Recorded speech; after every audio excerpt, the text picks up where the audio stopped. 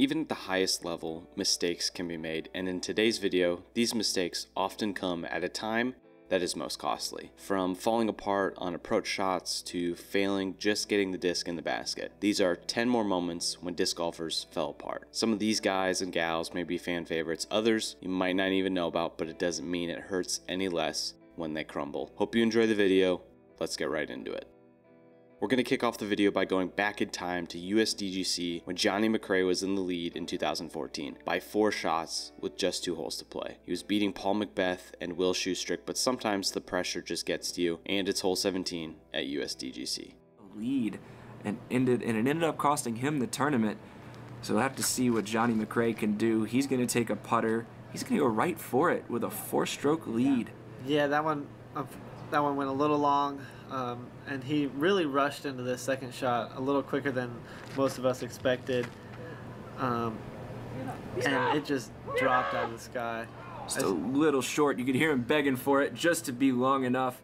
It's tough. I don't know if I'd be able to handle it as well as JohnE did here. He had that one drop out again.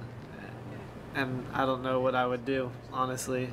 But, you know...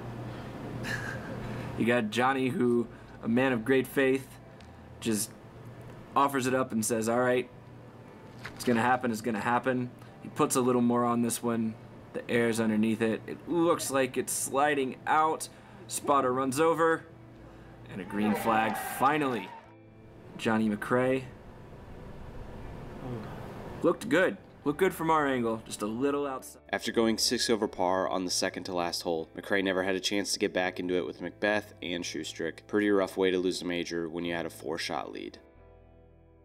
There's so many parallels in disc golf, from history of the sport to current. I remember watching Eagle McMahon at USDGC do kind of the same thing that Ken Climo does on the same par 5. At guess where? USDGC. Sometimes big numbers just happen, sometimes you just fall apart. Even the goats of the sport aren't bulletproof when it comes to moments like these. Really?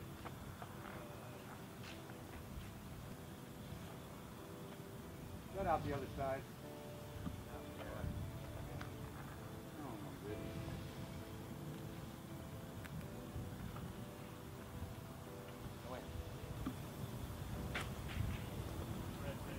What? Into what road? He went over it in the little corner where...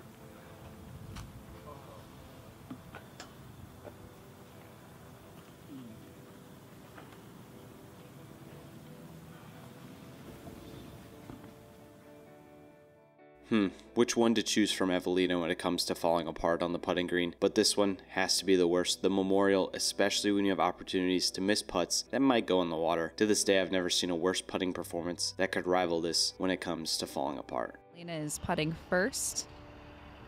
Oh, just right, wide and right. And I believe this is Kristen's, is this her first birdie of the round? She had birdied hole 3, I believe. Now you're really going to make me second guess myself. And Eveliina struggling from short range. That's the second one back. That one just barely trickled in, so she probably was able to retrieve that one. Eveliina. Oh no. And then carried enough to go all the way to the water. Ouch. Now she can re-putt from that spot.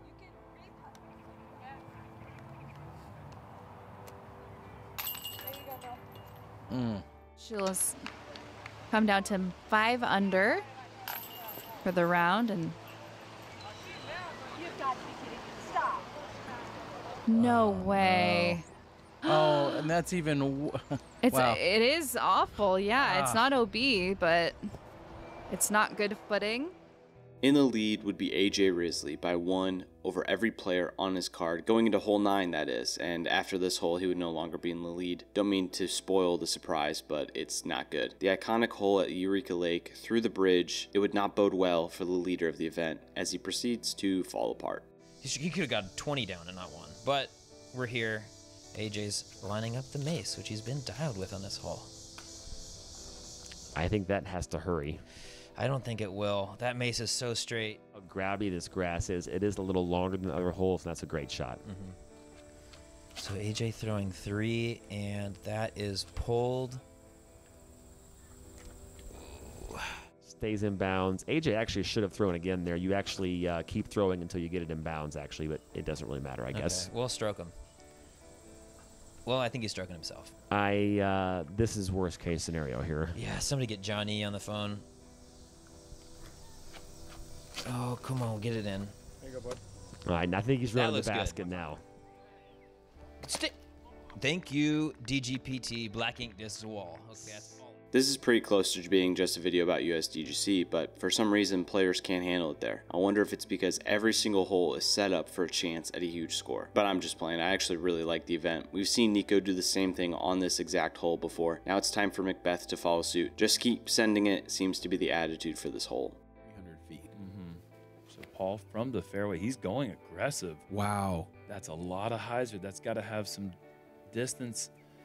No way. He's got to roll all the No way. way. Oh, but he is curled up just short. He's going to go to the drop zone, and again, it's fine. 5's not the worst. And McBeth, nice and wide here. Is this? That's coming up short. Is it really? That's coming up short. No way.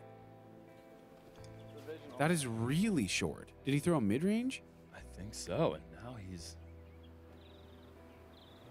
And this is an adjustment This here. with can't. the fairway driver. No. Short again? No, okay. You got to watch me out there. Paul for a 7. Oh my goodness. Oh my goodness gracious. For 8.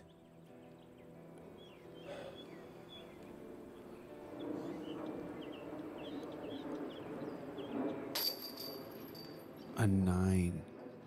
I don't even know what to say. This is a rare moment, so pay attention to when it happens. 2024 MVP Open seems to be where Tattar just can't get that win, but this one is where it looked like she was going to walk it in. All starts on hole 17 when she has the lead. Oh. On this hole. Looked a little low right maybe, but no, that should have stuck. No. That should have stuck. And she's had a few today. That should have stuck. That definitely should have stayed. Yeah. Now we go to 18 where she's tied with the lead, but with Missy Gannon, she's still looking in a good position. Pull off this forehand, just like we all know she can. This is a stock shot in her arsenal. Should not be falling apart here. Needs to just put this on the green.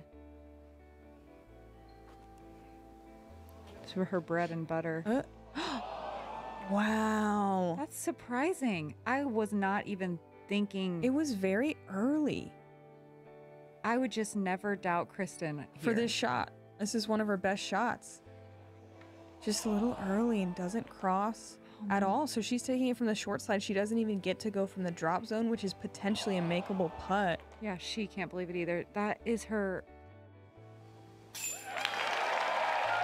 Kristen with a rough finish. She will be in the top 3 of the point series. This isn't about Missy Gannon, but she does get to be featured in back-to-back moments. While the bad putting by Eveliina earlier in the video was a bit of a foreshadowing, here it mattered more though. Just think of an extension from the last one. It's just a small moment here, but it means a lot. Playoff versus Missy Gannon, the first hole, also 6 stadium hole, very intimidating. Both players play the hole side by side, same shots. Now watch Eveliina play her approach shot and not think about how this should be a good.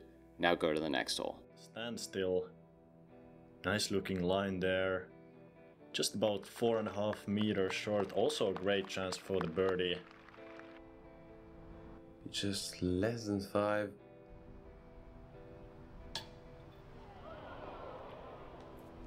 And that is heartbreaking for Eveliina. From 4.5 meters. And Missy is gonna have a tap-in birdie here.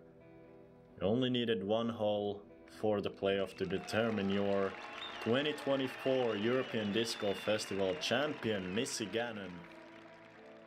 2021 Disc Golf Pro Tour Championship at Hornets Nest. Man, I miss this course. So how it used to work was that your entire season would come down to just 1 round. Pretty much if you don't perform in 1 round, you're knocked out of the event. You had to be in the top 4 after each round to advance. So when big mistakes would happen, it was almost way more costly than any other moment in the event, regardless of how high your seeding was. Ricky Wysocki would do this on hole number 2, arguably favored to win the event, if not podium. This would not be the case. Incredibly difficult holes. Yeah, just park jobs. Ricky going rock. He's turning this over. It's going to hit land. Is it going to stay safe? It does not. You gotta be kidding me. Hit the island and still OB.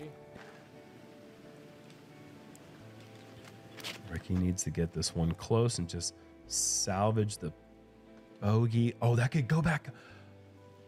Oh, he is fortunate there that did not go out of bounds, and he's still upset about that tee shot.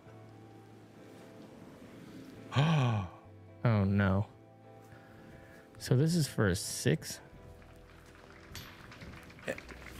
Oh my goodness. And that's the fastest 7 I've ever seen anybody take. Wow.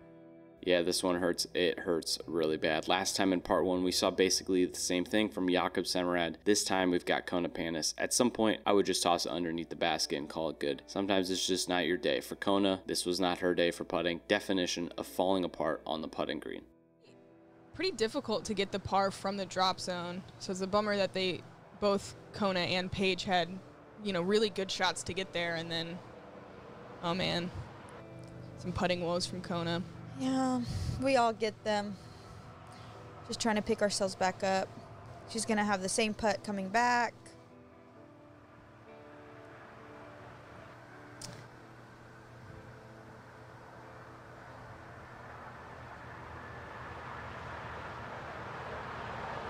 Oh man.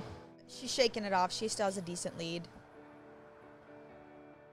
A tin cup moment, but without water, so Anthony Barela gets all of his disc back, so that's a good part of this moment. Bad part of the moment is that it feels like it's never going to end. Doing the same thing over and over and over again when you're on your way to winning a disc golf major in Europe, it's heartbreaking. He goes long. This is a must-make if he wants to win this tournament. He's got to stick this close, get his par, and move on. Angle looks a little better. The speed is correct, is the question. Long again. Oof, Barela. Oof, oof. What now? Back to the forehand.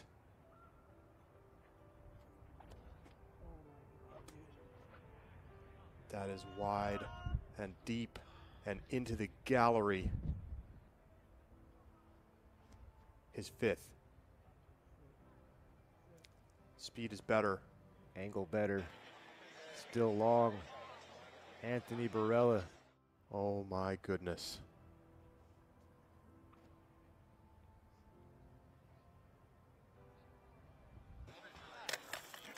He goes long again. Oh, Anthony Barela going tin cup here at the 16th. Knows that now he is in the driver's seat. Barela can't make the island.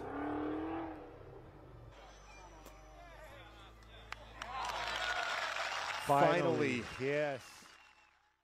Thanks for watching. Comment down below your favorite moment from today's video. For me, I'm probably going to go with Kristin Tattar's MVP moment, just because it's so rare to see anything like that from her, so it feels more impactful. Like and subscribe, all that jazz, and we'll see you guys next time.